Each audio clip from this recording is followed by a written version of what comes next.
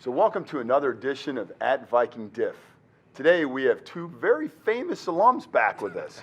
Thanks so much. I don't know if you've ever been called famous or not, Vince, but Vince Harrison and his brother Josh, thanks so much for coming. A proud 1998 graduate and a proud 2005 graduate, so welcome back. Thank you. Yeah, we're excited to talk to you. Now, obviously there's been a similar career path you guys have both chosen in a specific field. I think it's baseball. Yeah, obviously very, very successful, a little bit different past, but when you were in high school, Vince, I know that you were unbelievably successful. Rumor has it that you're the best Harrison athlete. No rumor. No rumor. I don't know if that's true or not. You want to talk a little bit about the sports you played? I know you were Inquirer Player of the Year, and you played at Kentucky baseball and basketball, or baseball and football. You want to talk a little bit about your high school experience, sports-wise? We grew up where we never really took a season off, where it was, I think we all started around 6. Josh started around 3, but we would go football season, week off, right into basketball, right into baseball. And that's kind of what my career was going through high school. And then after high school, it was tough, but I gave up basketball. I don't know how I did that going to Kentucky, but you know, just going through sports, it was like, that's all we really knew. We grew up, we were always active. We were blessed to be successful and, you know, talented. And, you know, I was able to secure a scholarship that way. So that's just what it was. Just kind of lucky when it came out that way. Well, in developing a relationship with both of you guys, one of the things that really strikes me, and I know, Josh, you were talking about this earlier, the academic aspect. Yeah, we both did well. He did a little better. But because I had you and Sean to learn from. But, you know, a lot of it was just being well-rounded. I just remember my years in high school, just the different courses I took. I took a lot of college prep classes, but I also took Spanish, took sign language, also took anatomy, you know, different things that when I, you know, got to college, I had already had, you know, a broad spectrum of what to expect. And all the people that were in those classes were from different walks of life. So when I stepped foot on campus, I was adjusted to, you know, meeting people from different backgrounds, speaking different languages. And now that I do what I do, I meet people from different backgrounds that speak different languages, not knowing that high school academics was going to prepare me for where I am today. Yeah, so one of the things that really strikes me about both you guys is your humility. You're both very humble. And even though, again, you know, I mean, the decorated high school, college athlete, decorated, you know, college athlete, professional, 2-time, you know, all-star and all that stuff. Rumor has it you could hit the ball and you could fly. I happen to see some highlights on ESPN every once in a while. What do you guys think? So what did Princeton do to help prepare you for where you guys are right now? What made the Viking difference, if you will? Kind of going to what he said, you know, we just grew up, our parents were, you know, blue collar. They worked hard, and they just kind of instilled those values in us. And, you know, growing up in Glendale, we saw everything. You know, like you said, going to college was not an adjustment as far as meeting different people.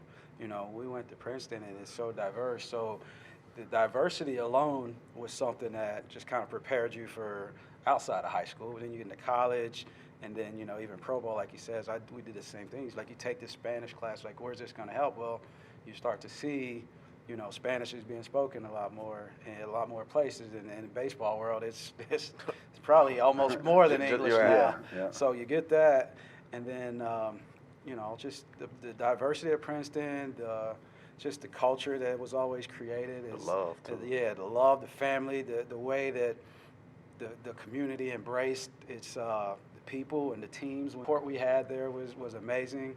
And, you know, you see that, the sense of community has always been what we've known, and that was kind of the way our family was too. And it made me realize, you know, you can always be better. So whatever you think is good is not good enough. Always push to be the best, but remain humble, because as quick as you got, it can be taken away. Sounds like a great message for everybody listening, that no matter how high you think you are, you could always be knocked down. So stay grounded and make sure that you continue to work hard, because ultimately, isn't it about being able to answer one question? Yeah. One question is, mirror? can you look yourself in the mirror and can you honestly say, have you worked, do your best, did you work as hard as you can? So you're playing AAA, you break your wrist, you come back. did you have any idea that where you'd be right now? I mean, maybe Princeton gave you that little first step in the doorway of managing. You have a little announcement for us? Yeah, I just accepted an offer. Well, still with the Diamondbacks, but I just got promoted to manage our full season A-ball team in That's the Midwest outstanding. League. So we're actually in the same league as the Dayton Dragons here, but Dayton Dragons are on the other side, on the other division, and so we don't play them. Yeah. So I'll get to see this little guy a little more often. But so it's almost been in the making, you know, like Josh was saying. I was in Arizona 2004, and I found out I needed a second wrist surgery, and they asked me, you could stay here in Arizona, and I would have had to find an apartment, didn't have a car, and the irony is I was subbing at Princeton, and I had just like quit the week before, like, hey, I got to go to spring training, and then I found out a week later I need another surgery. And so the Rangers they let me, they say, go back to your original doctor. And honestly, my motivation was to get healthy, but it was also Josh's senior year. And I was like, I'm going to help him get through because at some point I'm going to start my rehab process and trying to get back on the field. So I ended up getting back and coaching basketball and baseball. Do you have any idea at that point that you wanted to be going to the managerial game? No, but the irony is I was here and my mind was rehab, get better, get out of here. And ended up putting energy into these guys. We went to state. I actually met my wife then, and she told me then that don't take this the wrong way, but you're meant to coach. But looking back on it, it was a reflection of what she saw in me and my ability to relate to players. And I started to see that after being injured because I started to, like I said, I put my passion into what I was doing. And, you know, it was really fulfilling to see him go from having no scholarships to, you know, UC came in the picture. A couple other schools came in late, but then he ends up playing for UC and being freshman All-America and drafted a couple years later, and to see his process unfold was cool, and just to know that I was a small part of that because I was really, like I said, he was helping me from going crazy. Yeah. and so it worked out for all of us. He got to college in the big leagues. I ended up marrying that girl who told me I was going to be a coach, and so Princeton is way more. Three beautiful kids. You met one. Yeah. We met Trey. Hey, let's talk about think about a couple teachers that you have. What are some of the characteristics? So if we want to leave a message for the teachers and the staff, what are some things that you could go back in your memory and think of, man, those characteristics really helped me in high school, but also in life? Can you think about a couple characteristics from some teachers? Josh? One is compassion. For sure. You know, like you said, we grew up blue collar.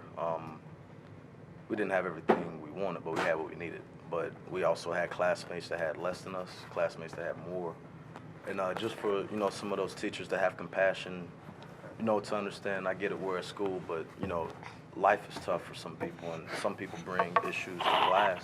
There are a few instances where I saw some teachers kind of put themselves aside to know that, you know, a kid needed help, not just in school, just like, you know, they were dealing with some issues. And for me, now that I'm older, I have 2 kids, seeing the way that, you know, life in the world is, you know, a lot of youth needs compassion, you know, and that's one of the biggest things that, you know, to this day, I still have, you know, some of my past teachers reach out. They don't even know my wife, but they reach out to my wife and like, we just love you guys. Oh, that's wonderful. So that goes along with the community, the support, but also, like I said, compassion, man. Life is hard, and for some, you know, they don't know how to deal with it, and sometimes a teacher taking a little bit of time out of their day, you know, gives a kid that extra strength to say, you know what, I can do this. Yeah, the first word I thought was compassion, but I also thought empathy because, you know, to be able to relate to kids is, I think that's immeasurable, to be able to step outside of your box and put yourself in someone else's shoes. And that's, you know, like I said, going back to what we were talking about before is, you know, I remember our elementary experience was great. We went to Glendale, and we actually walked to school. But I can remember, like, we'd walk to school, but we never walked in or walked out without a teacher just greeting us saying, have a good day. And that, you know, looking back, those are the things that make you, like, feel good about going to school. And then getting to the middle school and just teachers hugging you, just saying good luck. And then you go back to high school and you see, you know, those things are I think are the characteristics when you feel like someone actually cares for you, not for what you do or what type of student you are, but they care about you as a person. I mean, I think that says a lot more than a lot of other things. So one of the things that really struck me when you were talking about those high expectations that your mom and dad had, like when your dad talked about the turnovers that you had, so those high expectations, is that something else that you guys felt when you were here, that teachers had really high expectations to make sure, because that's also part of caring and part of compassion, is we're going to love you enough that we're not going to allow you to make excuses for Right. yourself?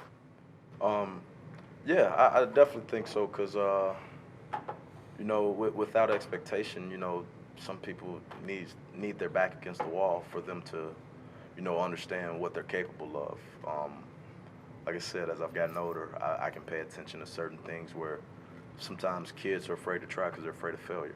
And sometimes you need that teacher or that parent to give them a high expectation, not to say this is what you have to do, this is what you should do, but just something to get them out of their mode of being comfortable. Yeah. So, like, it goes to that community of, it's not just our parents, they say what it takes a village.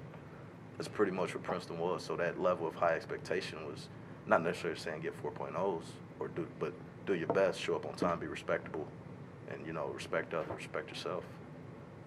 Yeah, we were afraid to pretty much mess up the school. I mean, that's what he said. You know, it was like, you're not going to disrespect people. You're going to be respectful because that's how you're raised. You know, treat everybody the right way and do your best. And it has really stuck with us because we do baseball camps every year, and we've never changed our motto. It's always been attitude and effort.